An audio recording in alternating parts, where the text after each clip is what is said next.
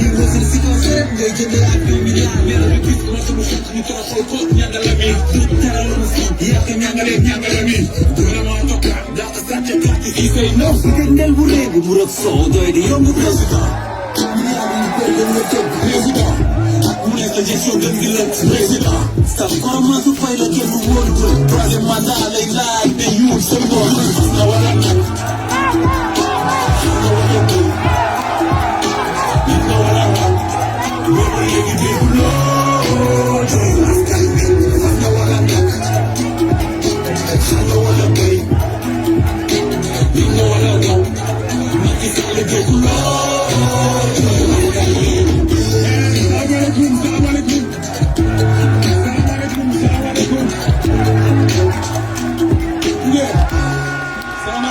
salaamaaleykum maa ngi ziar ñëpp di bëgg ñëpp sama gars maa ngi nuyu ñëpp dafa am lu ma bëggoon wax gars yi tuuti rek pour ñu bàyyi ko xel man dama xaw a jaaxal li ma jaaxal mooy man lu fi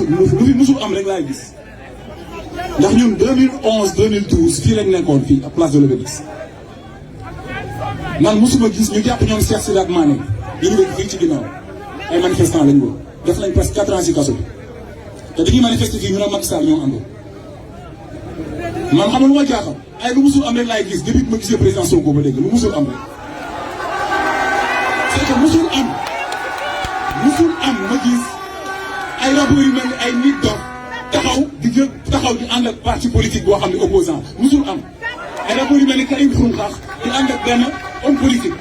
kon lii c'est pas de la politique lii c'est une révolution c'est très important c'est une révolution wala yaakaar naa gars yi ko ba ñu koo xam bu baax a baax a baax mais musul am aussi ma gis benn homme politique boobu statut bi président Sonko am mu taxaw di manifester pour ay détenus yu ñu jàpp manifestation musul am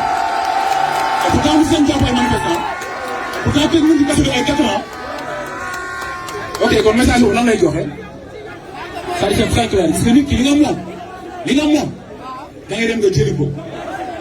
loo ko ñaan da nga koy récupérer. jox kàddu gi Ndéem Dieng oui Ndéem Ndiaye moo fi teewal Alliance pour la démocratie Ndéem Dieng oui moo fi teewal Alliance pour la démocratie bu Tata Aïda Mbodj.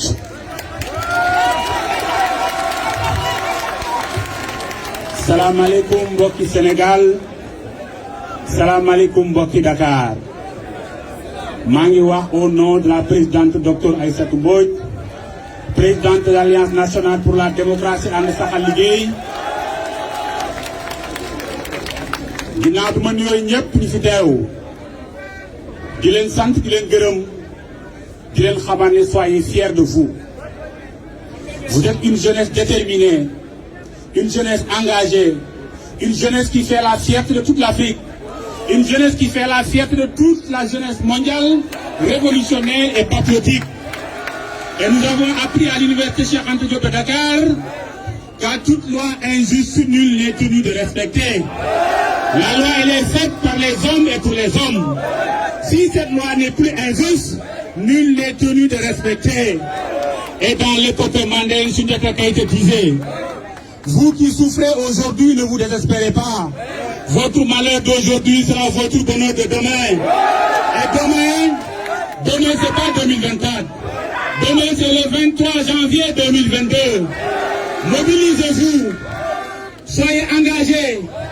Dem leen bindu ji, wul leen seeni carte, dem leen voté ji. Su ngeen régler problème mu 2022, faute de combattants, il n'y aura pas de combat en 2024. Su ngeen régler problème mu 2022, waxuma la waxu candidature, mais Macky Sall du am candidat bu muy présenté bu ñu may jàkkaarloo ak le peuple sénégalais. Il faut ngeen gëm loolu def ko dem ci. maa ngi sant ñëpp di gërëm ñëpp que la mobilisation continue et que la libération des détenus c'est pas une demande, c'est une exigence. Nous ne sommes pas des traîtres. Ils ne sont pas plus patriotes que nous. Ils ne sont pas plus engagés que nous. L'idée de Macky Sall, c'est de nous séparer. De montrer qu'une partie mu ngi prison yi dañ ci biti kon ñii ñoruñu leen. ñoom xam nañ ni gëm nañ ni ñor nañu leen. xam nañ ni dinañ xeex combat bi. du xeexu Dakar kese. danañ ko continuer sur l'étendue du territoire national, sur l'ensemble des 14 régions du Sénégal. Et comme ça, en 2022, ils vont partir. Merci beaucoup. Merci beaucoup. Ndiaye laa lay tegal Gaynde Ndiaye xam nga lu ma bëgg ngeen xam ko lu ma bëgg ngeen xam ko mooy Sénégal am nañ lu ñu yàlla may lu rëy buñ ko sàgganee muy suñu kilifa diine yi loxo yëpp laa bëgg mu jëm ca kaw pour suñu kilifa diine yi dama bëgg à chaque fois ñu leen di wormal à chaque fois ñu leen di màggal parce que loolu kiiraay la ci ñun bu ñu kenn jaxase ak suñu kilifa diine ñun ay jeunes lañu ñoom c'est des sages ñoom lu rëy la ci Sénégal dama bëgg ngeen ko bàyyi xel à chaque fois may wax suñu kilifa diine yi ñun waa peuple bi ñu ngi leen di fàttali ginnaaw bi ñu leen joxe seen wàccuwaay ak li war lépp ñu ngi seen ginnaaw amuñu lu dul yéen xalaatuñu lu dul topp seen ginnaaw ak seen i ndigal li ñu bëgg rek mooy ñu fàttali leen que ni am nañ suñuy njiit yoo xamante si nii ñu ngi ñuy fooy ñun seen i taalibe ñu ngi ñuy gaañ ñun seen i taalibe ñu ngi ñuy toroxal ñun seen i taalibe sama sëriñ si ma leen di fàttali que ni sama askan fa ñëwuñu de ku leen ne mi ngi fay analyse yi ku leen ne mi ngi fay opération yi ku leen ne mi ngi fay dialyse bi waxuma ko de ñu ngi souffrir de sama sëriñ si dama bëgg ngeen xam ne ñun suñu askan am nañu ay njiit yuy def ay cortège oto yu mag yi jël ay millions ñëw ba ci yéen ñoom ñu ngi toroxal ñun seen taalibe yi de ñu ngi jël seen police yi di ñu yónnee ñu ngi toroxal de ñi ngi ñuy jël seen justice bi di ñu jàpp suñu ay opposants di ñu tëj heure bu leen neex ñi ngi ñuy tooñ ñoom ñi nga xamante si nii ñun ñoo leen jox poste yi ñuy occupé ñun ñoo leen ko jox fi ñu nekk ñun suñu impôts yi suñu ñàkk yi suñu deret yi moom mooy tax ñoom ñu mën a dund luxe boobu noonu waaye bu lépp weesoo maa ngi fàttali suñu sëriñ si te suñu njiit yooyu noonu ñu ngi wëlbatiku di jël suñu avenir ñun seen taalibe yi di ko tayle di ko joxaat tubaab yi la ñu amoon muy géej gi ñu dem di ci suñu law ñu koy nangu di ko joxaat tubaab yi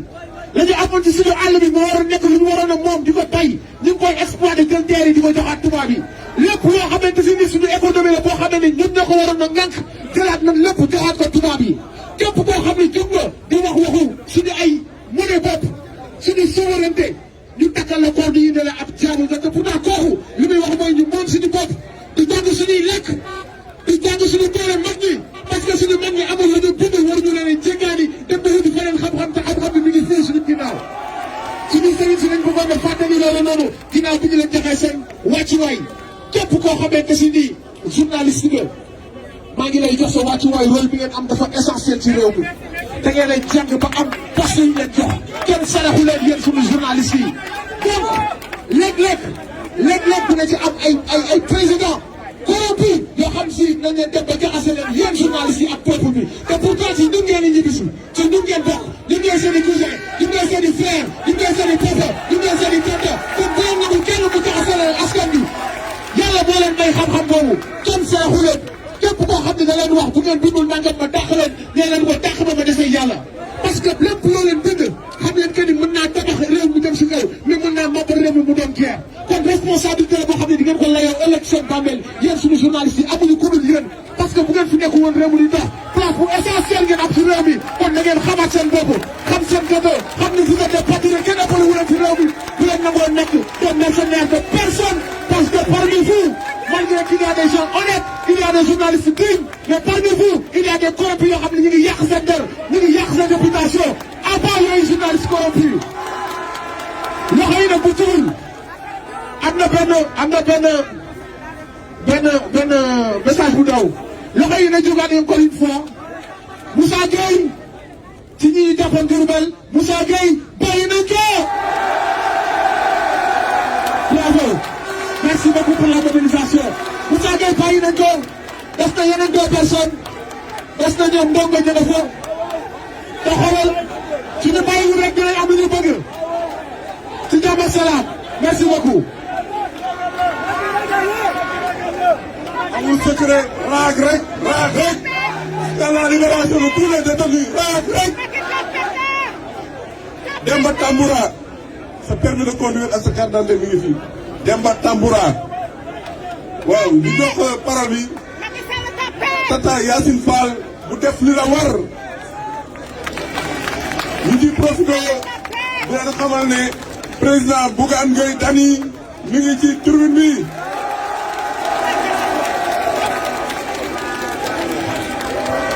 gaynde gi Assane Diouf mi ngi ci tribune bi. ñoom ñëpp dina ñëw taxaw fii yëkkati ay kàddu jëmale ko askan wi jëmale ko tamit dictateur bi Macky Sall. may waxaat préfet bu Kaolack ñoo ngi ñëw.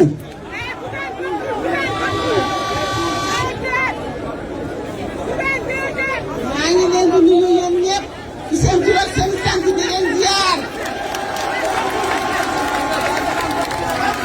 di wax Macky Sall Sénégal tampi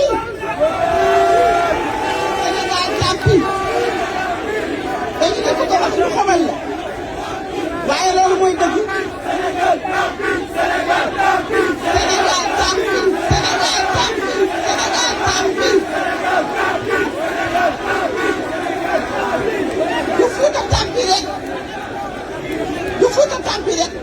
Fuuta Tampi nag dafa bëgg seen sutura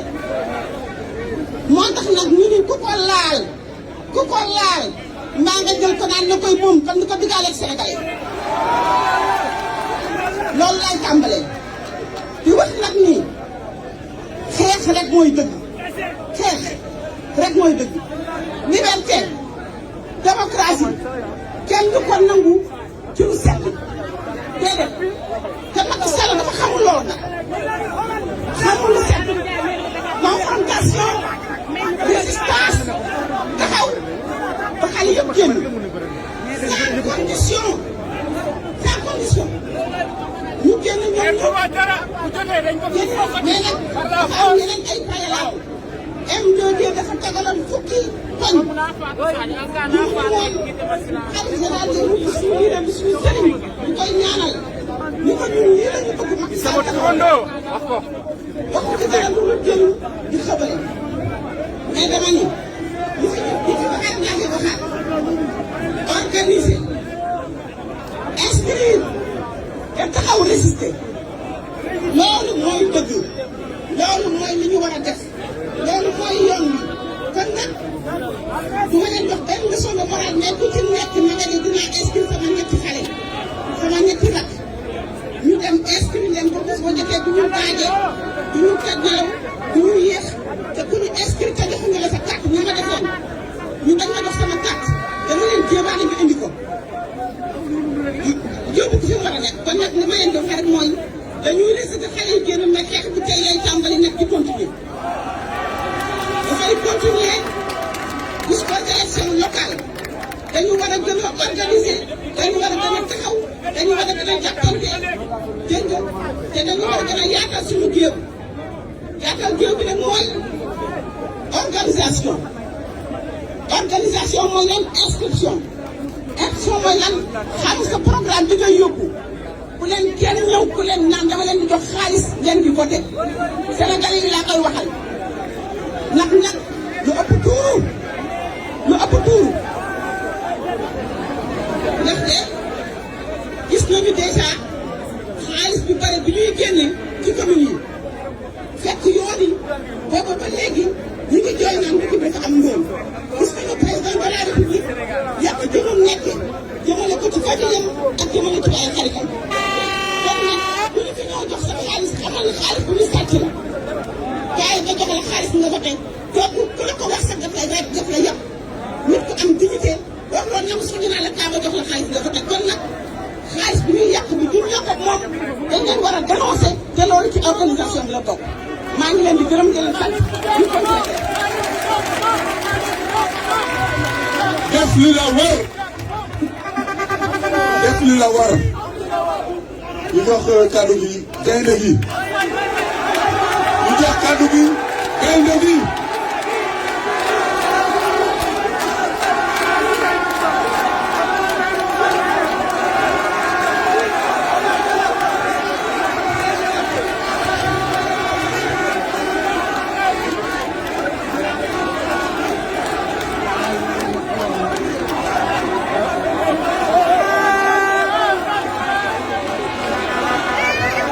salaamaaleykum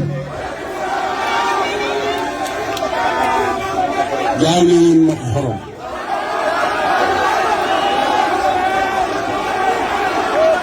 xoroma.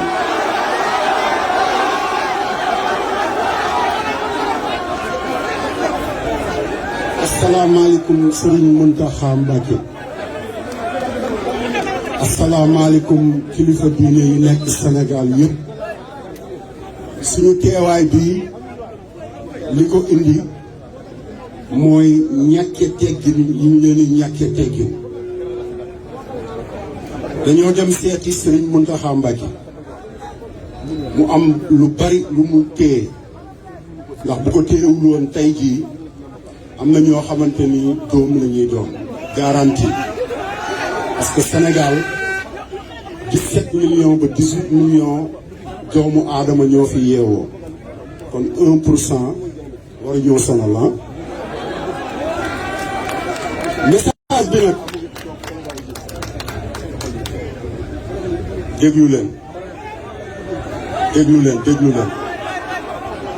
déglu leen ba pare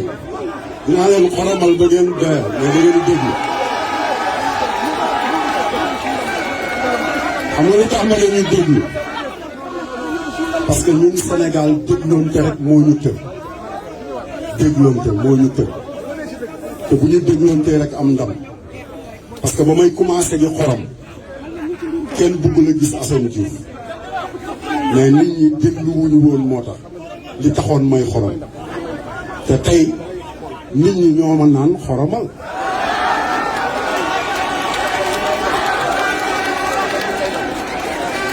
kon président Macky Sall 31 décembre 2020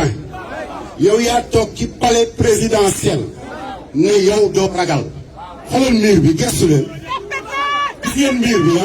lii miiru tapet la miiru tapet te xoolal tapet du taxawaan tapet du dox ci mbedd mi tapet dañ koy escorter toujours du dëgg ñu di ko xamante ne ñun du ñu dem ak moom sax sama papa dafa wax 2022 du ñu egg 2022 parce que defe naa xoolal yéen xale yi am na lu nekk ci yéen loo xamante ni jaral na leen yeewu fajar dem jëli seen carte d'identité yi xam nga ba pare ñu dindi li ñu def ci carte d'identité yi da leen koy jaral te li leen koy jaral mooy tax ñu tàqalikoog moom 2021 parce que dafa am saaku la saaku bi da nga koy sol pour mu taxaw saaku bi Macky Sall daf koo sol ba mu fees dell ak ay meeram il faut ngeen yulli leen ba ñu set dégg ngeen balaa ñoo egg 2022 dina fekk saaku bi yulleeku bu ñu eggee 2022 bu fekkente ne parce que sama frère nee na moom gëmul ne élection dina am Barthélemy te man lu mu wax gëm naa ko parce que mës ko wax ñu ne li mu wax bu dëgg buy wax dañ naan mi ngi waxati ak fit mais buñ ci eggee rek dinañ ne waxoon na ko yaa ngi dégg moo tax ma bëgg balaa ñoo egg foofu ngeen fexe ba yulli saaku bi libérer Sénégal pour ñu libérer Sénégal nag xoolal fulla lañ ciy boole moo tax ma nuyu kilifa diine yi di leen xamal ne ñàkkee teggin yi ñu leen di ñàkkee teggin man de moo tax ma toogoon New Orléans di xorom barki sëñ Fall parce que Cheikh Sidi Mokhtar a ngi fi woon Al Amin a ngi fi woon ak yeneen kilifa yu baax Sidi Lamine Niass nekk fi di xeex bis bu ne kenn dégluwu ko kon gars yi xoolal bu ngeen eggee seen kër yi rek na ku nekk jënd mbuusu xorom du ñu bàyyi xorom mukk de parce que ku añ xoromal nañ la ku reer xoromal nañ la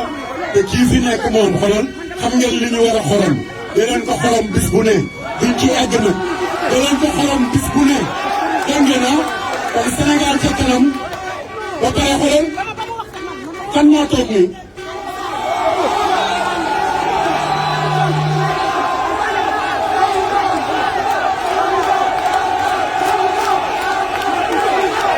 jógal taxaw waay jógal taxaw jógal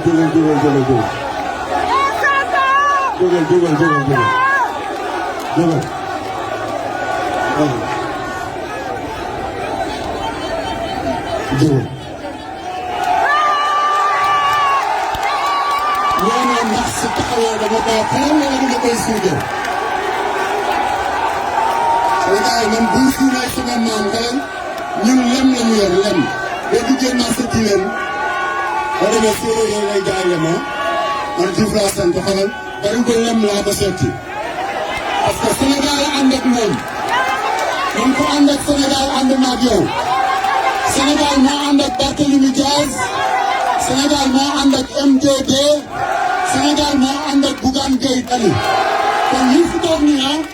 respecté leen te xam ne ku ci nekk da nga bàyyi sa kër bàyyi sa doom bàyyi sa jabar bàyyi sa lépp di xeexal Sénégal ma bëgg bu ëllëgee fii nii dama dégg yenn nit ñi di naan feesul parce que xolu sénégalais yee fees te ku sa xol fees bu sa xol feesee génne la sa néeg du yomb mais toujours dina am ñoo xam ne dinañ la demal moo tax ñun ñoo leen mën a teewal ñun ñoo fi teewal Sénégal bu fi Ousmane rek taxawoon dafa mel ne Sénégal ñëpp fi taxaw parce que moom mooy Ousmane mooy merci beaucoup. jërëjëf Assane ñu jox kàddu gi imam El Hadji Malick Dramé.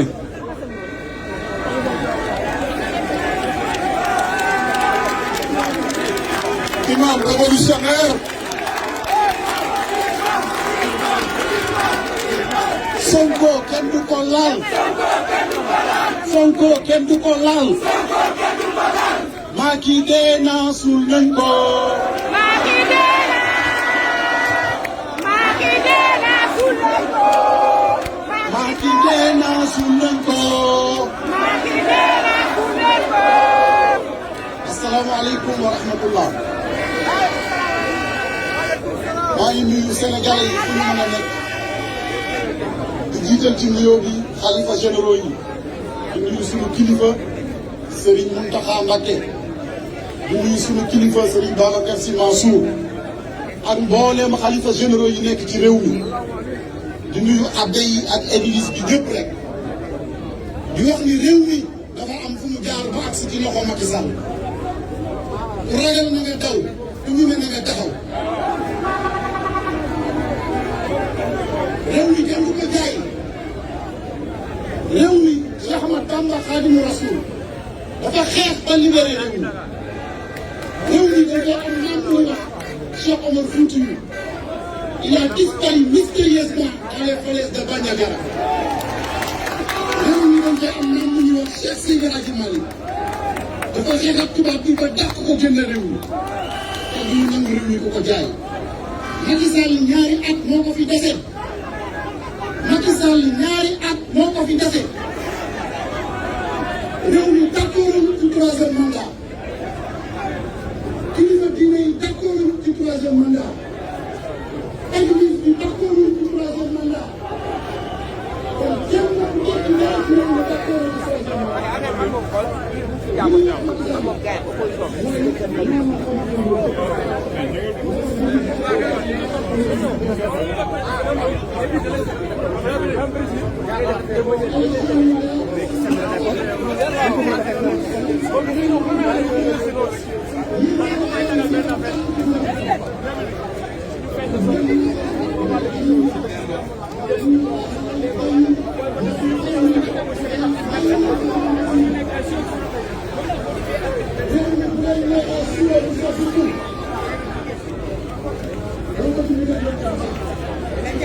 Allah ne modifie pas l'état de peuple tant que les individus qui le composent ne modifient pas ce qui est en nous-mêmes. Donc il faut que nous réew mi ragal yeewoon ni li ñu wax mooy Sonko kenn du ko laal Sonko kenn du ko laal. ñu dugal Guy Marius Sagna mu jël kàddu gi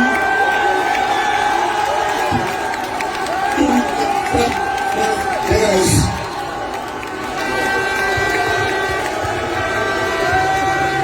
sama gars yi balaa suñu gaynde gi di wax dafa la ñuy joxaat beneen nouvelle bu neex loxo yi ci kaw ñu ne Diourbel bàyyi nañ Gallas Gueye bravo merci pour la mobilisation bàyyi nañ Gallas Gueye à Diourbel applaudissez.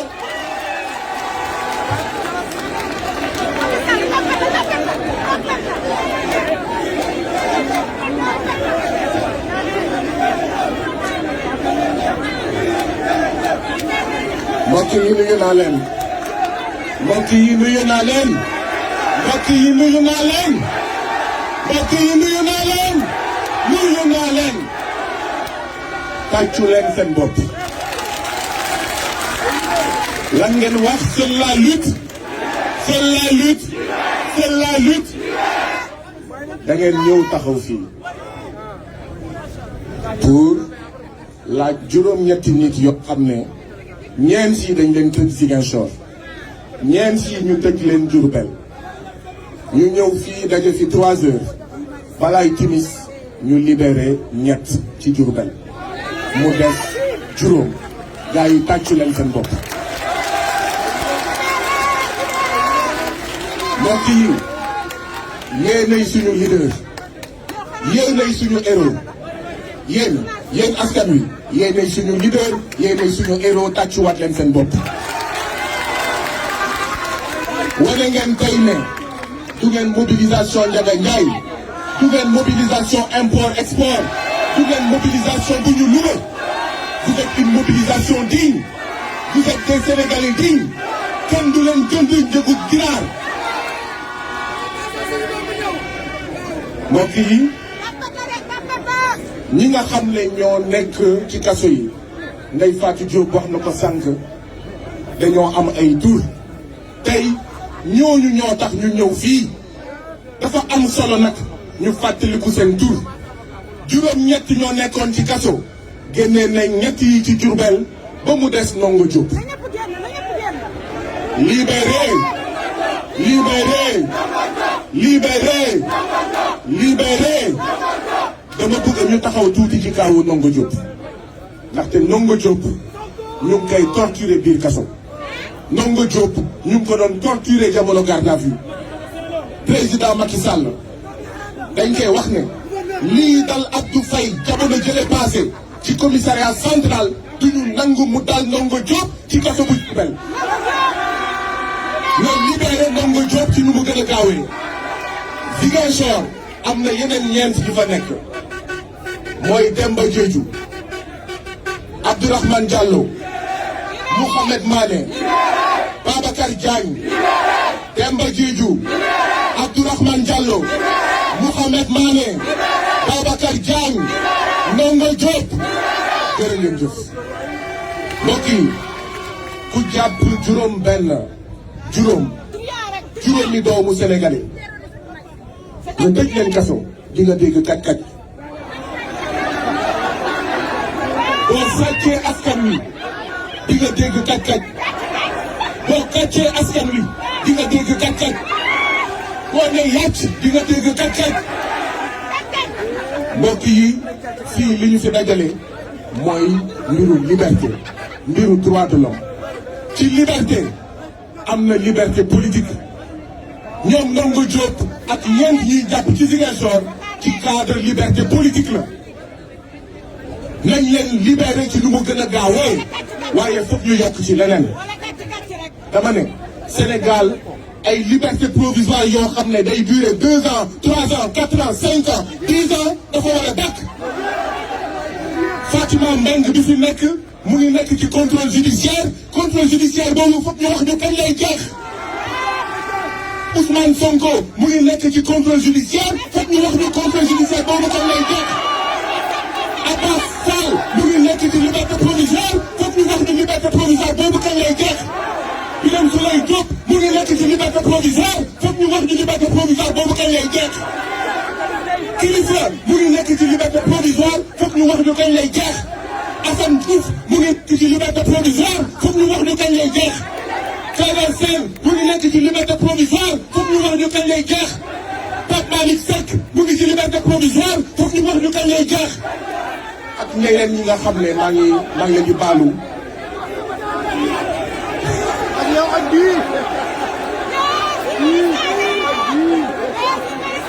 ak ñeneen ñi nga xam ne maa ngi leen di baalu ak fàtte naa seen tur foog ñu xam kañ la liberté provisoire boobu di jeex waaye itam Barthélémy Dias mii toog fi depuis 2011 10 ans fukki at ñu koy topp ci benn dossier Assane Diouf foog ñu wax ñu kañ lay jeex mbokk yi loolu yëpp lu ñu war a boole wax président Macky Sall dafa war a jeex waratuñu toog seetaan ñuy noot Barthélémy Dias saa bu waxee ñu convoqué ko tribunal waratuñu seetaan ñuy noot Assane Diouf saa bu waxee loo xam ne arrangéwul Macky Sall ñu yóbbu ko tribunal waruñu toog seetaan Guy Marius Sagna mu am ñetti liberté provisoire yi ñu jeex mbokk yi élection locale yaa ngi ñëw waaye élection locale yii du bokk ak beneen élection locale bu mës a am Sénégal élection locale yii référendum la élection locale yii c'est un référendum pour savoir ndax le peuple sénégalais est d'accord pour une troisième candidature de Macky Sall ou pas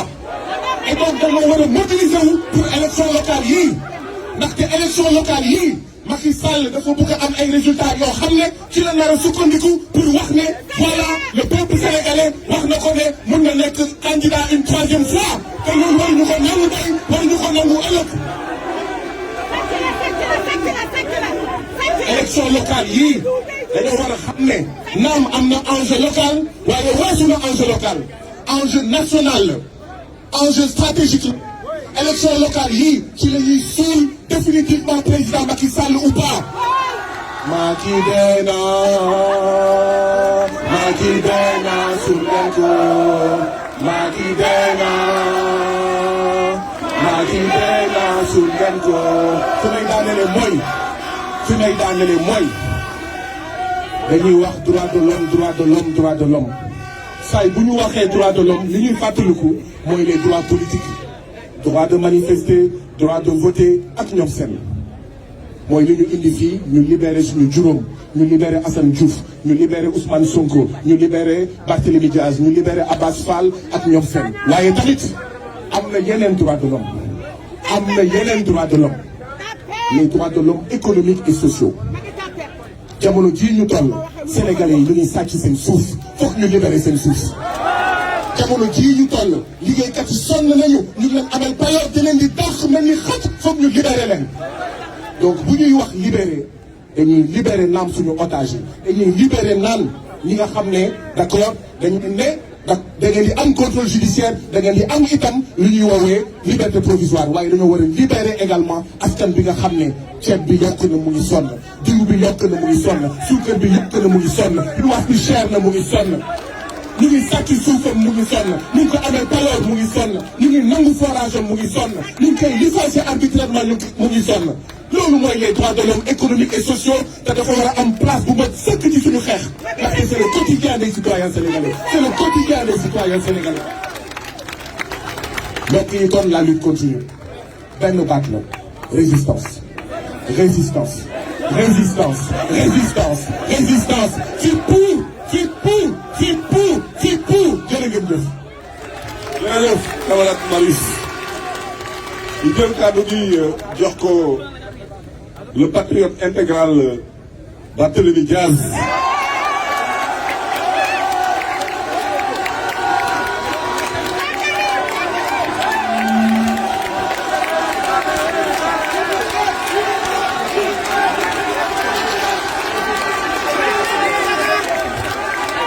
jërë ngeen jëf mbokk yi jërë ngeen jëf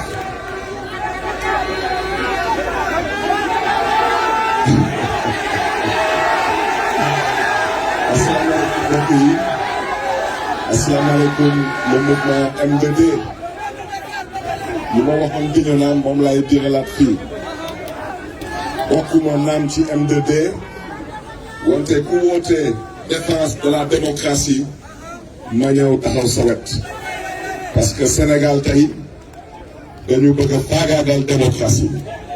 te di ngeen ma may ma wax ci démocratie balaa may commencer loolu ngeen may ma rendre un vibrant hommage au doyen Alla Kane doyen au-delà de 80 ans vous êtes 85 ans. Vous êtes ici encore avec vos enfants et vos petits-enfants. Que Dieu vous rende au centuple près votre engagement. dama ko bëggoon def un hommage parce que tey ça doit être un exemple pour tous les patriotes du Sénégal, pour tous les citoyens du Sénégal, mais aussi pour ceux qui se disent être des opposants dans ce pays. Parce que nous, wax ci du boraay, parce que ñun on considère que Sénégal kese moo ñu ñor fii yàlla nekk fi nekk calcul politique nekk fi. kon nag Ousmane Sonko maa ngi lay gërëm di la sant parce que tu m'as convié aux activités du M2D wante nga may ma nag ma félicité la ci kanamu askan wi nii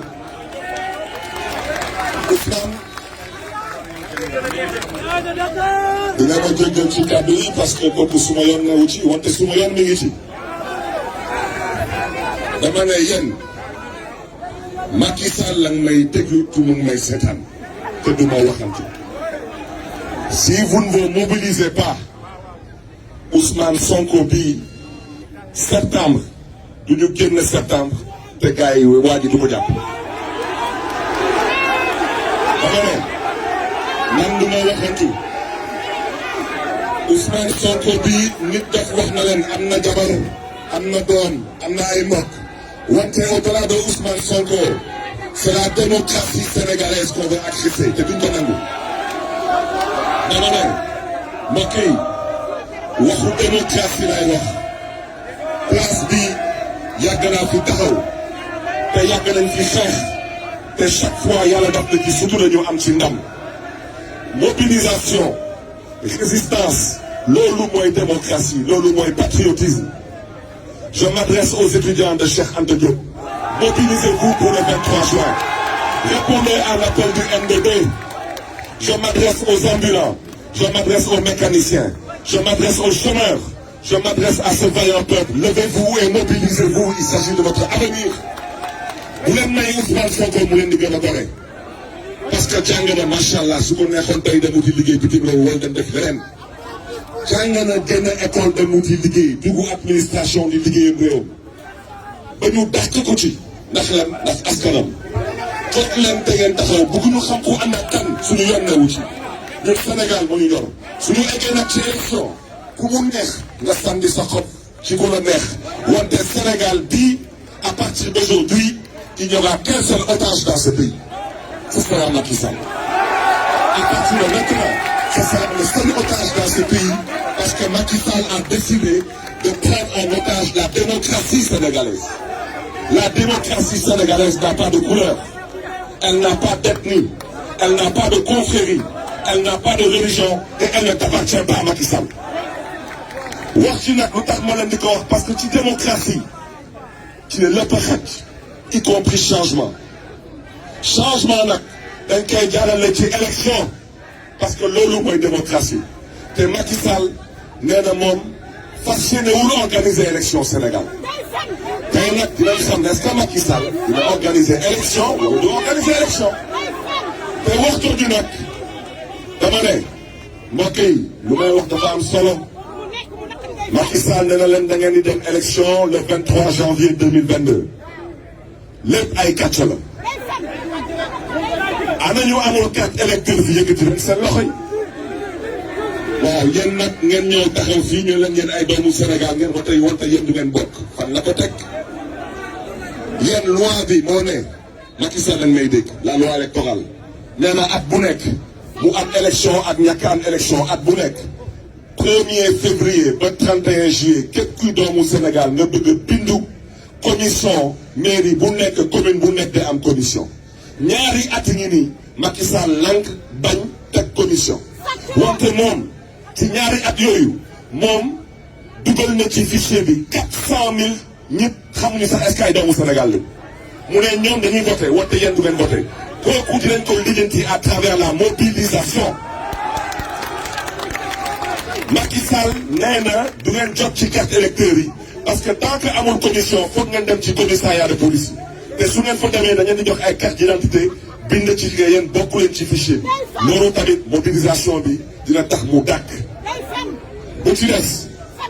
Macky Sall nee na moom 2022 bii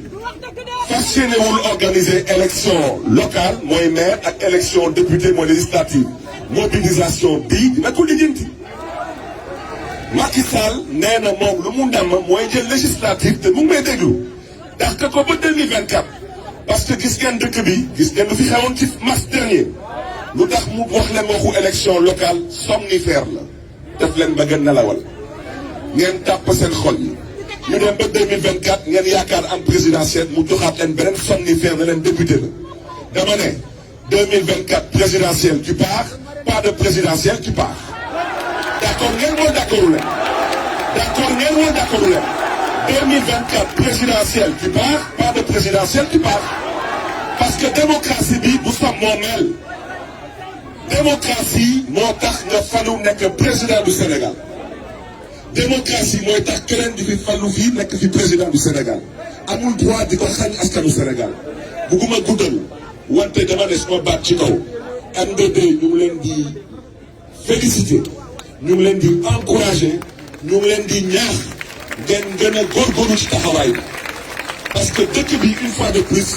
les problèmes de ce pays ne seront pas réglés par les hommes politiques les problèmes de ce pays seront réglés par le peuple sénégalais ñu ngi leen di gërëm di leen di sant le 23 juin nag maa ngi ñaax waa M2D kooku l'expérience mooy wax manifestation dañ koy préparer on doit aller dans les marchés les gares routières à l'université dans les grandes places sensibiliser les Sénégalais leur donner des flyers leur demander de se mobiliser contre la cherté de la vie contre l'agression de la démocratie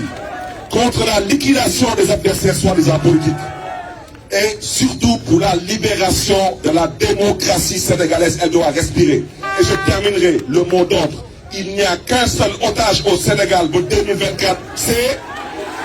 Il n'y a qu'un seul otage jusqu'en 2024, c'est... Nak bismillah.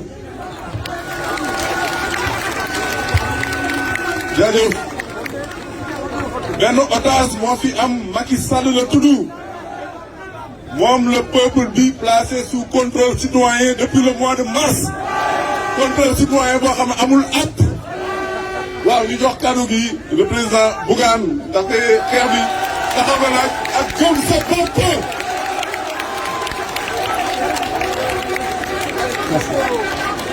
Asalaamaaleykum chère jeunesse maa ngi leen di nuyu. maa ngi leen di sant permettez-moi de remercier le M2D parce que tout simplement ñoom wane nañu ne fi mu toll nii benn objectif dong la ñu am mooy sauver démocratie Sénégal sauver démocratie Sénégal dafa taxaw ci fexe ba kaddu yi nga xam ne Barthélémy wax na ko léegi. moom Macky Sall li wóor mooy ñu ngi ñuy dégg et ay ndawam ñu ngi fii di yëttu nañu jàpp ne lu mu leen jaral ci ñu song Ousmane Sonko dana nu ko jaral ñun aussi pour ñu jëflante ko ak ñoom li am solo du nit ñi encore une fois li am solo c'est pas les personnes c'est la démocratie sénégalaise li ñu taxaw di xeex mooy kenn bañ a noot démocratie Sénégal et loolu yéen da ngeen ci am part de responsabilité c'est pas l'affaire des politiciens c'est l'affaire du peuple kon encore une fois jóg leen boole leen seeni doole jàkkaarloo leen ak kii nga xam ne au moins ak lu ko nit mun a waxal moom Macky Sall lépp lu mu wax lépp lu mu mat bëgg na mu dagg mais danañ ko wan ne ko ñun ñii peuple bi ñun ñi ko fal ñun ñoo ko gën a taxaw ñoo ko ëpp doole parce que fi mu nekk ñun ñoo ko fa teg. L'autre message et j'en profite pour waxtaan ci ak waa M2D Cheikh Tidiane yow xam nga rôle bi ma joué ci lu taxawal M2D Ousmane Sonko dañu ko song bëgg ko néewal doole. Et loolu encore une fois duñu ko nangu ci kenn maintenant l'autre facette de la bataille mooy ni ñu def ba booloo ngeen fexe ba élection yii ñu wax ne ci la ñu jëm dana ko def ou du ko def li wóor mooy am nañu caay-caay goo xam ne mën nañoo xëy ne la ginnaaw suba dañuy élection kon xottiku bala ngay lakkale je crois il faut ñu boole doole yi Macky Sall ak Benno Bokk Yaakaar il faut pas qu'on se voile la face rapport de force la ñu xam doole la ñu xam li fi xewoon en 2017 ku nekk ci yéen mu ngi koy fàttaliku ay nit ñoo taxaw ngir seeni ego tasaaroo waa Benno continuer seen liggéey nekk Benno jël Assemblée nationale donc il faut encore une fois ñu boole doole yi il faut qu'il y ait une synergie des efforts pour que ñu mën fi jëlee ñii fi ne ci élection locale yii ñu jëm vous la jeunesse da ngeen ci am part de responsabilité bu leen nangu ñu leen di def ay faire valoir bokk leen jóg leen il faut relever le défi de la participation des jeunes ci élection locale yi ñu jëm jóg leen bokk ci ñiy bindu ji ci liste électorale yi Barthélémy on en a discuté plusieurs fois il faut nga jóg sol sa dal pour que dem gis kenn ku nekk ci ñu nekk ci opposition pour que ñu doon benn bu fekkee bëgg nañu fi jëlee waa Benno Bokk Yaakaar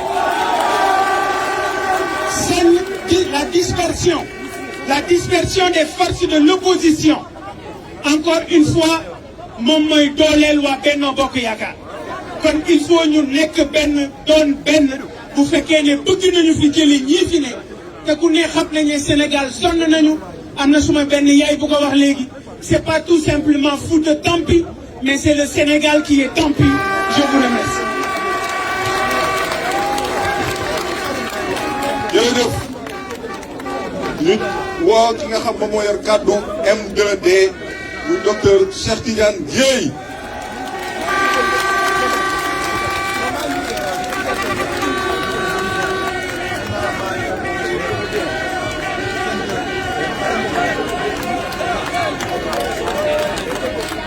Salaamu aleykum mbokki Sénégal cher peuple sénégalais brave peuple sénégalais nous vous devons une fière chandelle. Il y a quelques mois de cela, en février et mars de cette année, notre pays dérivait dangereusement. Notre pays était sur le point de sombrer durablement dans un trou profond, dans un précipice, parce que des esprits mal intentionnés ñoo jógoon bëgg a brimer la démocratie. Le peuple sénégalais s'est dressé comme un seul homme. Dina wax wolof dafa am ay mbokki bitim réew dinaa leen wax li tax may wax tubaab dafa am ay média bitim réew yu fi nekk ñëw di ñu seetaan di ñu déglu ba bëgg ñu xam lan mooy peuple sénégalais dinaa ñëw ci wolof.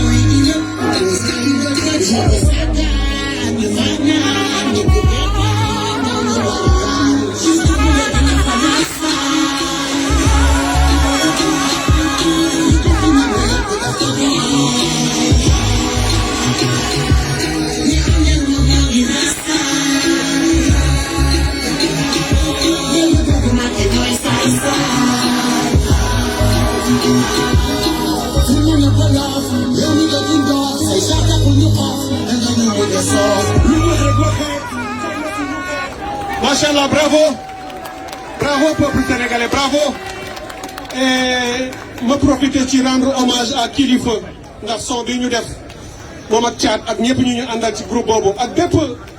musicien animateur rappeur bu fi nekk. li tax ma ne leen dama bëggoon def message bu gàtt au nom du M2D tënk ko tuuti ci tubaab parce que dafa am ñoo xam ne ñu ngi fii taxaw di médias internationaux war a dem seen réew wane xar kanamu Sénégal ci àddina bi. lii fi amoon en février mars de cette année pouvoiru Macky Sall dañu produire benn document bu ñu tuddi mémorandum ñu wax ci ak communauté internationale wax ci ak bitim réew ni leen lii xew ci réew mi opposition moo ko waral Ousmane Sonko moo woote à l'insurrection donc ñëpp dee ak ñi ñu jàpp ñëpp responsabilité bi opposition la yéen xam ngeen ni du dëgg moo tax M2D def beneen mémorandum bind beneen bataaxal def ci la vérité def ci li xew et les faits tagg leen ci yéen peuple sénégalais wax que vous avez été un peuple digne vous avez été un peuple debout vous avez été un peuple fier vous avez été un peuple de résistant te kenn du leen toroxal kenn du leen bunduxatal te kenn du détruire seen opposition. Et c'est ce message-là que nous voulons faire entendre à la communauté internationale. Il n'y a jamais eu de forces obscures ici au Sénégal en février-mars. Il n'y a jamais eu de rebelles ici. Il n'y a jamais eu de terroristes ici. Yéen yéen a nekkoon ci biti di xeex pour seen dignité. tàccu leen seen bopp peuple du Sénégal. Nous sommes fiers de cette jeunesse. Vous êtes une jeunesse vaillante et vibrante. yéen la ñu yaakaar parce que yéen ay force ñu toog fii wax ngeen ñu message nag wan ngeen ñu yoon te na ngeen xam ne ci yoon boobu la ñuy jaar.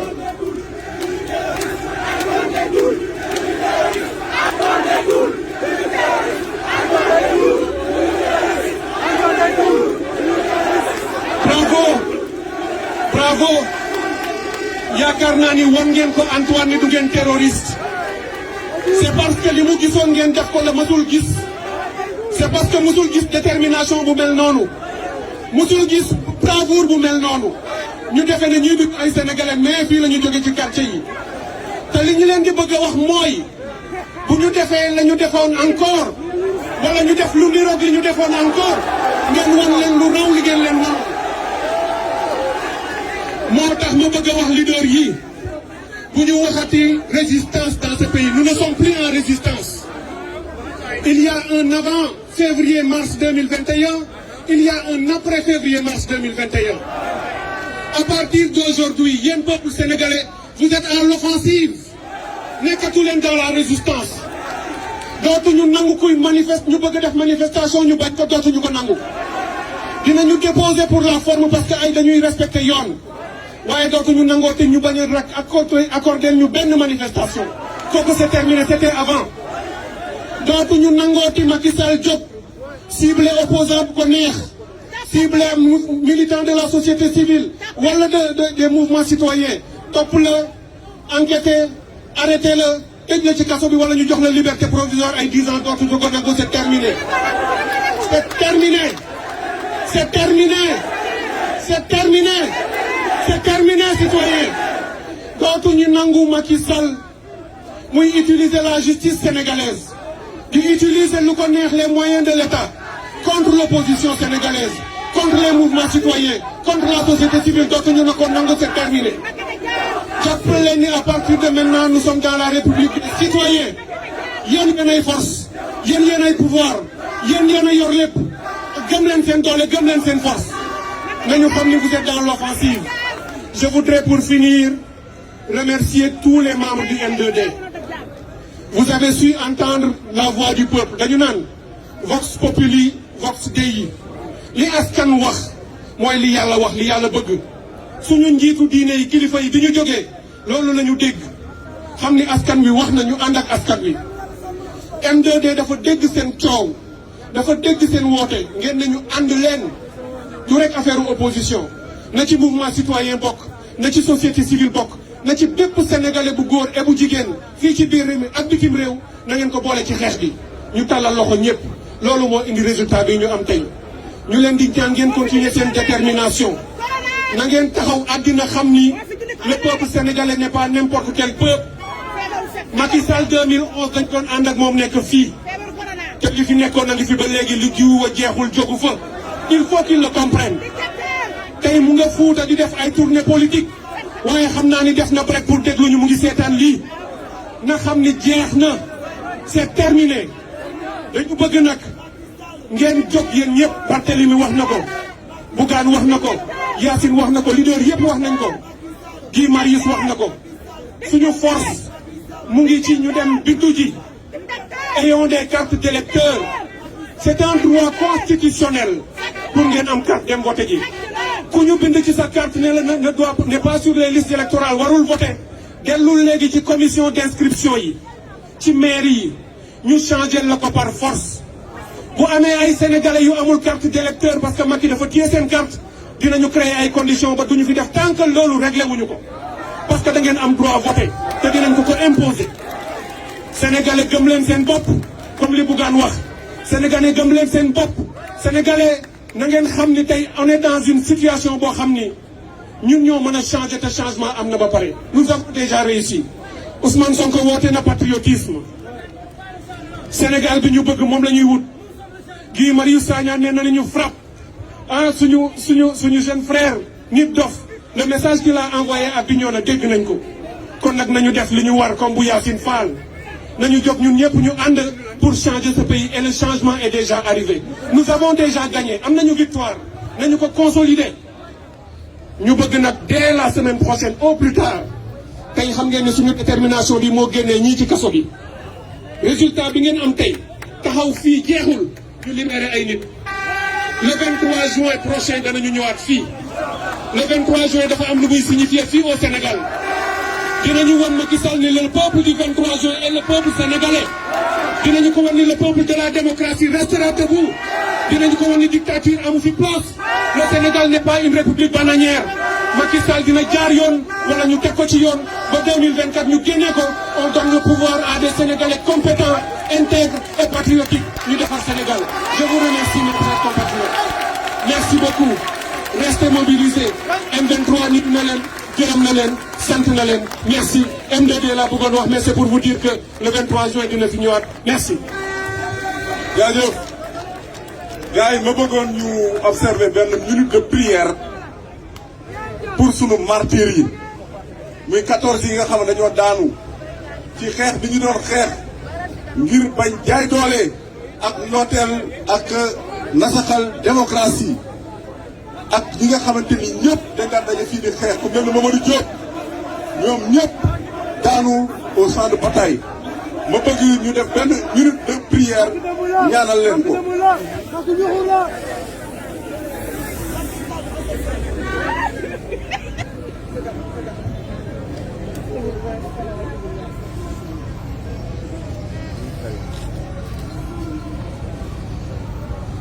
jërëjëf ñooñu ñëpp ay martyrs la ñoo xam ne ñoo daanu ngir Sénégal képp ku am lu la naqari fépp foo bëgg a defee manifestation nga defal ko fa. moo tax préfet bu Kaolack ce préfet politicien la ce préfet embarqué ñoo ngi ñëw Kaolack dinañu marche ci bu may neex ak ci bu may naqari bu ko defee ñu introduire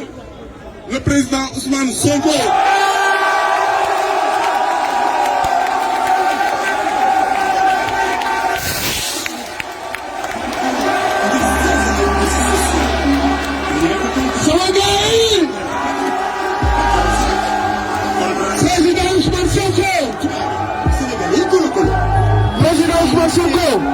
amuñu vergogne. loxo yëpp si kaw. jël suñu kàddu président Ousmane Sonko. président Ousmane Sonko. tout le monde.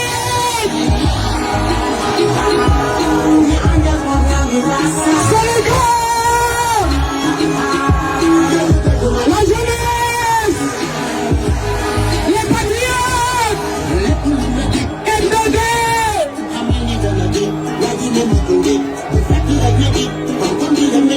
Askan bi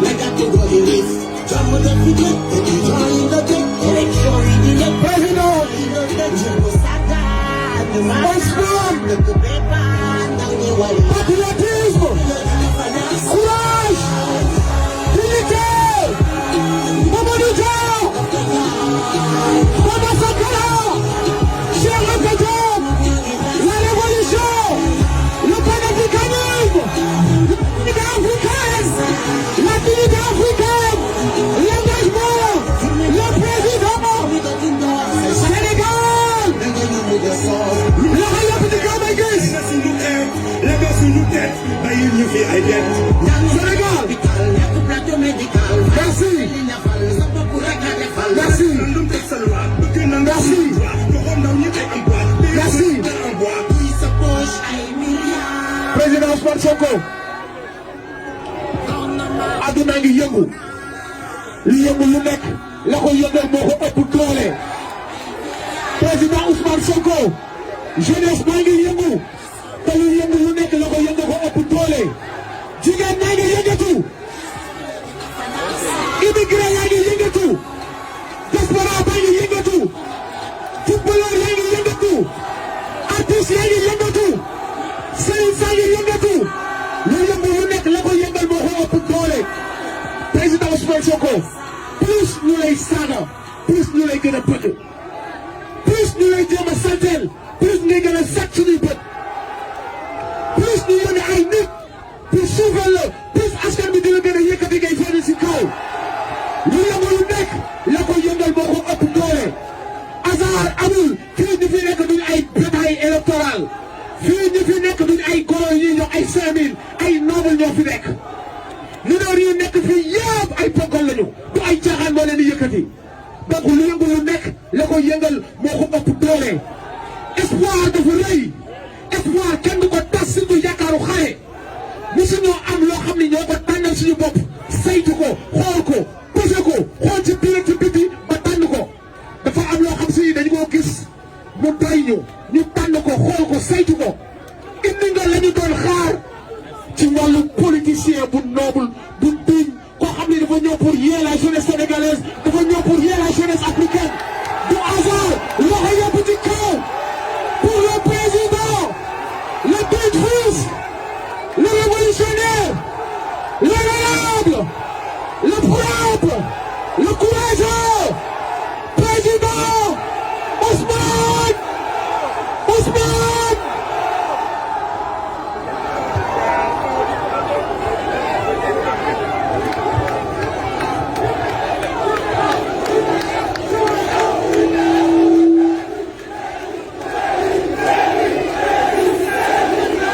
gars yi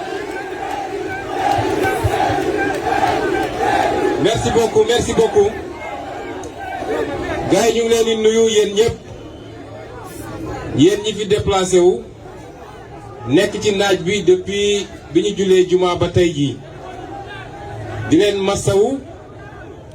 di leen jaajëfal di féliciter une fois de plus ak remercier le mouvement pour la défense de la démocratie muy le M2D di mouvement bi nga xam ne moo waral ndaje bi tey di féliciter leader yi fi teew yépp bëri nañu mënuma jaar seen tur ñoom ñépp ak ñi fi bëggoon teew te seen agenda mayu leen ko di wax ni lii ngeen def nii dafa firndeel benn mbir kese ak li mu jur bokk ndax diggante bi ñu dooree manifestation beeg léegi yéegal nañ ñu ni suñu frère Landing Seck ñu koy wax kilifa bàyyi nañ ko ñu toogaat tuuti avocat yi yónnee ñu message nañu fële ci Diourbel te dafa am loo xam ne da ngay seq ak nit doxalu nit waaye boo demee ci digg bàyyi may ne danga fay nitelu ci quelques secondes lañ lay wan say yax sax dañ koy maccaat mu jeex ki ñu seqal nag dama bëgg Sénégalais yëpp xam lenn teggi woon nañu suñu tànk parce que kilifa yi ñaan nañ ñu ko ñu nangu ko te bañ koy teggi Sénégal yëpp àdduna yëpp seede woon na ni waa ji suulu woon na ba noppi buñ ci tegoon ñaari fan mu jël avion am dem Côte d'Ivoire ñaari fan kilifa yi ñaan ñu ko ñu nangu ko ñu jàppoon nag ni bu doon ab nit lañu amal affaire ak li fi xew yépp bu liy weesoo dina xam ni li woon nekkatul que ni mu noote woon askan wi jàpp leader politique yi di tëj jàpp mouvement citoyen di tëj que loolu jeex na ci réew mi jàppoon nañu dina defaraat toogaayam xam ni ñaari at ak genn wàll yi ko fi dese war naa xool nu muy defaree ba génn ci génn bu xaw a tane ndax génn gu rafet mënatu fee am. L'histoire retiendra que li ñu mës a am ci président de la république yëpp li ñu mës a am ci président de la république yëpp l'histoire retiendra que mooy li ci yées kon bu lii amee mu génn ci te yàlla xam na ni jaaxle woon na ba ni Sénégal di toll yëpp te moom mu ne mooy président de la république périmètre am weesuwul woon Mermoz palais de la république te ay chars de combat ñoo ko doon escorté waaye Sénégal yëpp a seede bi mbir weesoo ba léegi ñun li ñu diglante woon ak kilifa yi ñun wàccoo nañu ak ñoom ndax boobu ba léegi ñu ngi ne tekk tekkaaral kenn dégguñu ñu wax kenn dégguñu ñu xuloo kenn dégguñu ñu saaga kenn dégguñu ñu xeex waaye njéeréeram yooyu nga xam ne ñoom ñëpp bi mbir mi jaxasoo ñi ngi woon ci sous-sol yi ñi dem tëju ci hôtel yi ñu libéré leen ñu dem wër plateau yëpp xëyee saaga gontoo xaste ak di menacé moom ci boppam nee na yéeyaa yooyu ma ngay def tournée politique mu naan tournée économique jël ay centaines de millions yoo xam ne suñu alalu réew la ñun ak ay oto yoo xam ne suñu oto réew la ak carburant boo xam suñu carburant réew la dem di yëpp ay car rapide ak ay njëgëjaay pour dajale ay nit nee na pour dalal xelam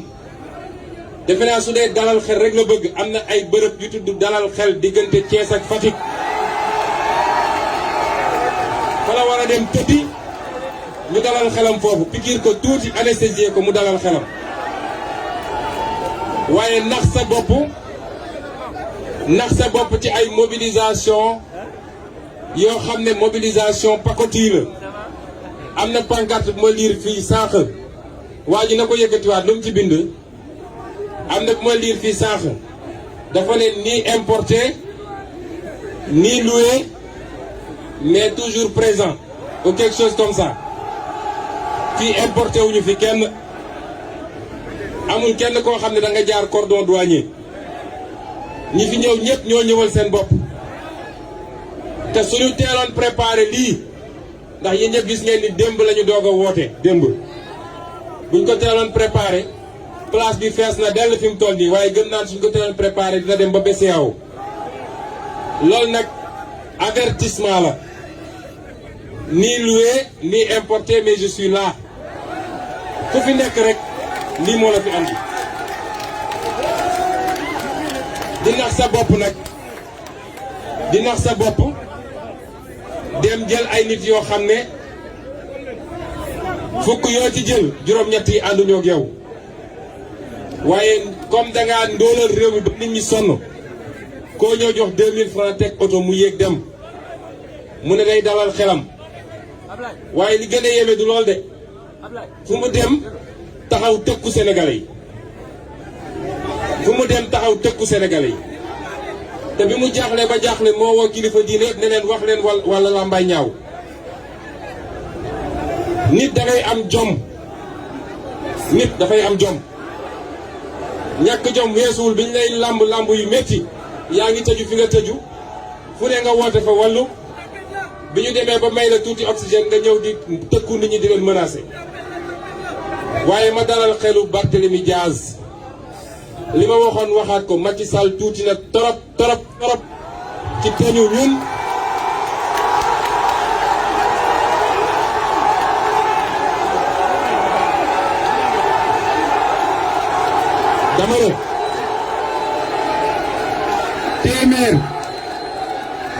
dama ne téeméer yu mel ni Macky Sall boo leen daje woon ma wax la ko Barthélémy Diaz tuuti na pour tere ñu ñun ñu mën a nekk candidat ci bépp élection bu ñu bëgg a nekk candidat réew mi réew mi may leen ma rek ma yeggali parce que 19 heures lañ ñu may te dañu bëgg a nekk ñu discipliné dama ne réew mi benn sénégalais rek laa xam ni tey ñëpp xam nañu dootul doon candidat ci réew mi te sénégalais boobu dafa am tur am sant mooy kan benn sénégalais la amul beneen moom la ñu am firnde bu leer nañ ni réew mi dootu fi nekk candidat wala dina dox suñu kaw cadavre pour nekk candidat ci réew mi kon ñu wax leen ni état de grâce bi jeex na te dafa am loo xam ne dootuñu ko nangul kenn moom mënul jël suñu alalu réew jël suñuy oto jël suñu force de sécurité di lambar lambari ci biir réew mi ba pare rek nañu tere ñun ñuy def suñuy daje loolu dootu fi am. Kaolack laa jóge sànq bu ma demee nee nañu préfet Kaolack nee na tant que moo fay préfet manifestation du fa am.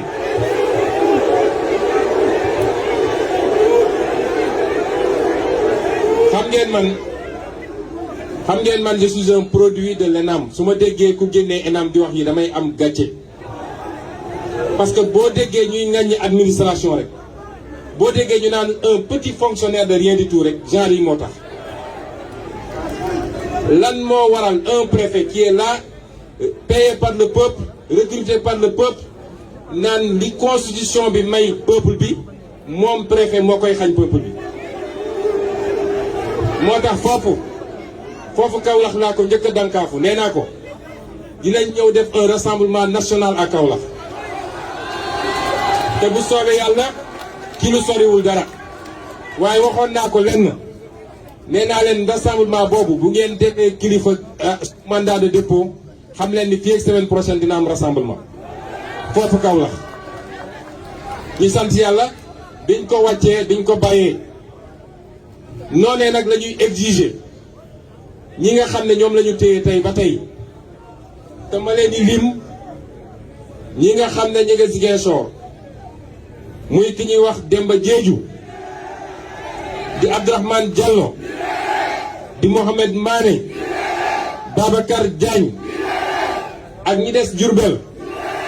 muy Ndiogu Diop Ndongo Diop nga xam ne moom kaam moo ci gën a doy waar ak ki ñuy wax Ablaye Fall ndax ñeneen ñaar ñi bàyyi nañ leen dañ leen ne ñu ngi leen di jox ultimatum parce que ñun ñi fi nekk ñëpp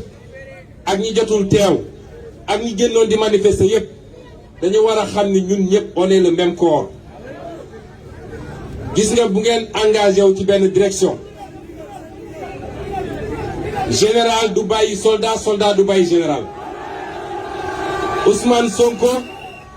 Ousmane Sonko ëppul droit ci liberté que Ndongo Diop moo tax dañu bëgg leen envoyer un message ñoom ñoo ñu des foofu lañ ci war a def yëpp ñu ngi koy def ba léegi ci jël ay avocat ci jàppale leen ñoom ak seen njaboot dama leen bëgg wax ni on ne vous lâchera jamais te dama bëgg ñu xam ni lii manifestation bi avertissement la tant que wàccu ñu leen peut-être semaine prochaine day tombeek 23 juin bi nga xam ne dañu bëgg a def rassemblement exceptionnel pour fàttali Sénégalais que Macky Sall a trahi toutes les promesses du 23 juin amul bu mu ci respecté mais li ci tegu bu ñu génnee ci 23 juin bu dee ñiy wàcc ñu leen parce que amul lan ma war a tax ñu jàpp leen amul dañoo nekk ci réew moo xam ne Macky Sall dafa am justice am dañuy jàpp nit justice fenkal ko ay layal ko wala fenkal ko ay grief ak ay chef yu ñuy yokk kilifa biñ koy jàppee ñaari mbir la ñu waxoon ne dafa participer à une manifestation non autorisée ak beneen bu ñàkk fayda dem yóbbu ko retour de parquet démb ñu delloo siwaat ko yokk si ñett parce que suñu tupparee dañuy woo ministre de la justice mu ne yokku leen ci lii yokku leen ci lii yokku leen ci lii une justice qui crée et qui fabrique des faits et qui fabrique même des preuves pour rek faagaagal ay nit loolu mënatuñu ko nangu ci Sénégal moo tax dañu ne tant que libéré wuñu leen dans 2 semaines suñu naree daje fii te dinañ ko def sur l'ensemble du territoire national su dee jàpp na dinañ ko may fu mu noyyee nax na boppam na war fu ko neex ak suñuy milliards nag dajale ñu ko neex waaye ñun ñu ngi koy xaar fii te ñun xam nañ ni le peuple sénégalais souverain a tourné le dos à Macky Sall depuis très longtemps.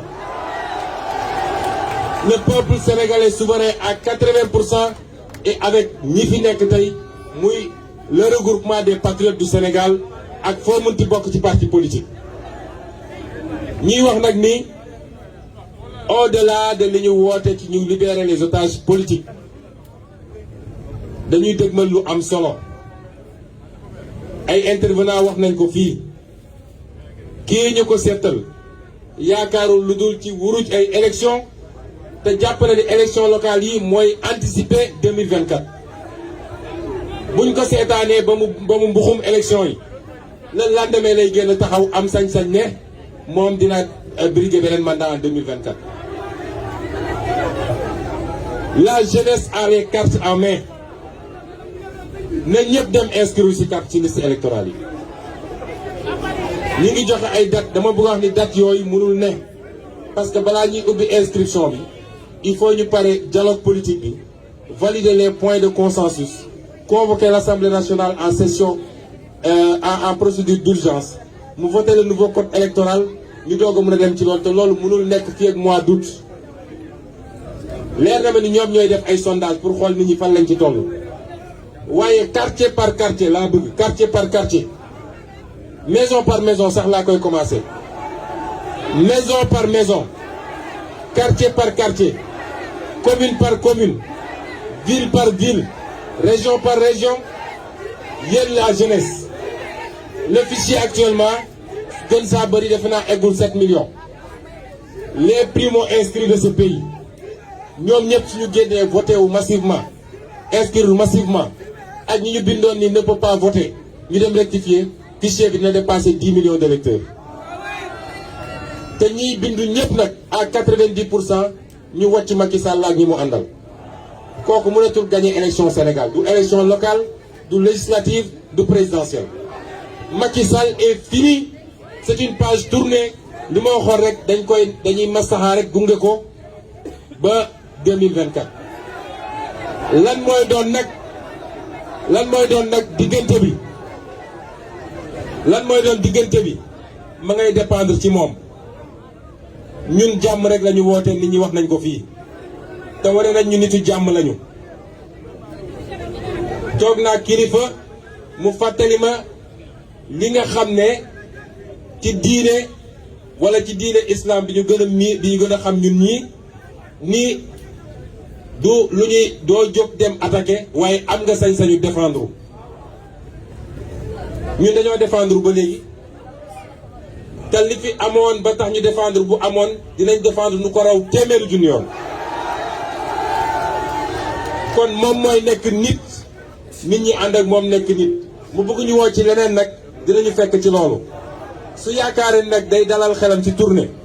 ak recruter ay 3000 policiers 3000 gendarmes dem ñu jox ko ay armes mu ñëw su jàppee ni loolu mun na téye un peuple ndax na boppam rien ne peut retenir un peuple déterminé régime algérien moo ko ëpp doole fuuf ëpp ko jumtukaay Kadhafi ko ëppoon doole fuuf ëpp ko jumtukaay ak beneen Omar El Béchir bi nekk Soudan moo ko ëppoon doole fuuf ëpp ko jumtukaay keneen ak keneen mais un peuple souverain bu jóg ne doyal na te ñi mu yaakaar ñëpp nag ci peuple bi la ñu bokk policiers yi ci peuple bi la ñu bokk gendarme yi ci peuple bi la ñu bokk la ñuy dund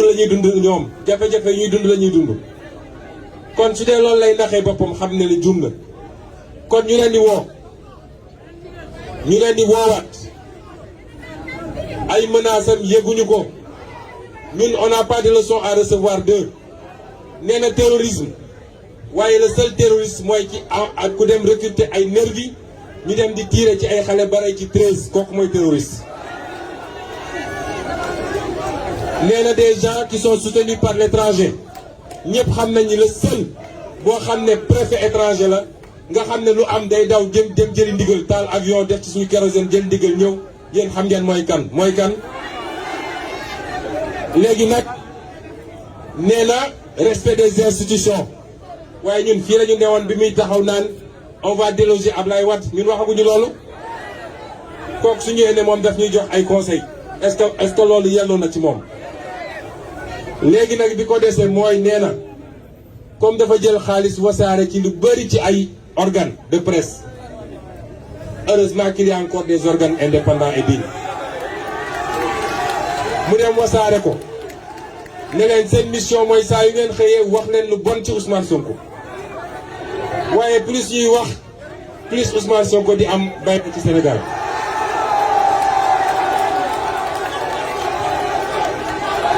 ndax loolu du fi gulet ñu ne loolu doyatul ñu ne léegi comme loolu doxul te ñu gis ni nag am na benn mbir moo xam ne nee nañ ku ñuy wax Mark Zuckerberg moo ko fi créé waaye dafa mel ni yàllaa ko andi rek muy xéwal nee na léegi booboo ko tere nelaw waay dama ne nit dafay am jom te di fàttaliku démb ndax la magie du clic et du clac du man maa ko créé fi du maa ko fi waxoon bi may opposant kon dama bëgg ñu wax ni yéen ñëpp laay waxal sama frère Bougane wax na lu jëm ci nu ñuy dëgmalee élection yooyu M2D du plateforme politique M2D dafa di plateforme boo xam ne dafa dajale ay mouvement citoyen dajale ay parti politique waaye lii woon objectif am dëgg mooy lépp lu jëm ci faagagal démocratie ak lépp lu jëm ci yorin gu ñaaw gu ñu yor réew mi ñu jëlee ko fi waaye acteurs politiques yi ñoom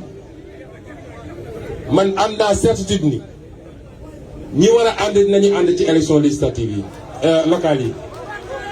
te gëm naa ni li ëpp solo ci ñi nekk ci opposition bu soobee kii bind am naa yaakaar ni dinañu ànd te dinañ fi duma Macky Sall ak ñi mu àndal duma goo xam ne dañuy wax 2009 du dara nañ ko teg fële man loolu laa gëm lu ñuy liggéey la nag waaye yéen ñii nga xam ne yéenay ndeyu mbil gi du ñun yéen a nekk ci terrain bi di def porte à porte yéen nekk ci terrain bi di wax ak sénégalais yi lenn rek lañ leen di ñaan na ngeen am confiance ci seeni leader politique xam leen ni lii ñu sumb te ñu daj ci lu ne te ñu ñàkk ci lu ne duñ ko mus a tayle duñ ko mus a yàq duñ ci mus a def loo xam ne lu koy yàq la loolu rek laa leen ñaan li ci des préparé wu leen fagaru leen parce que bu soobee yàlla Macky Sall wiiri jaare xam nga leen am na ko wax léegi tappale yi muy def yëpp jaru ko parce que wàcc daanoo ci gën a gaaw est-ce que ñun ñëpp d'accord nañu 2024 dina am élection présidentielle kan moo sañ ne fii 2024 du fi am élection présidentielle te dàq élection teewul élection dina am moo tax ñun nañu nekk ci ñu nekk rek di liggéey nañu dànk fanaanal nañu daas fanaanal nañu waajal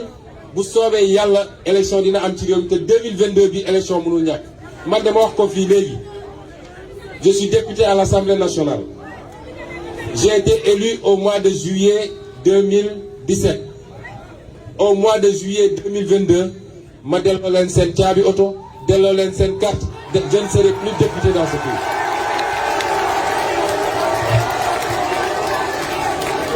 parce que kenn faluma pour 5 ans 1 jour waxuma laa pour 7 ans dañ maa fal pour ma def un mandat de 5 ans bu 5 ans yi jeexee bés bu mu jeexee bés boobu laay pare ñoom waajal nag ànd ak ñi ñu mën a àndal yëpp ci opposition pour que assemblée nationale bii nga xam ne mooy li gën a tilim li gën a salté lu ñu mës a xam tey ci ak ci assemblée nationale pour que ñu raser ko daal fi andi assemblée nationale boo xam ne avec une majorité forte de l'opposition mu préparer le départ de Macky Sall en 2024. lii mooy agenda bi nañu jublu ci loolu te bu ñu nangu ku ñu divertir waaye dama leen bëgg a wax nii waajal leen seen bopp ci li ngeen mën bu dee Macky Sall jàmm la bëgg dina ko am bu dee safaan ba la bëgg dina ko fi fekk parce que moomuñu te ëpp ñu doole maa ngi leen di gërëm di leen sant.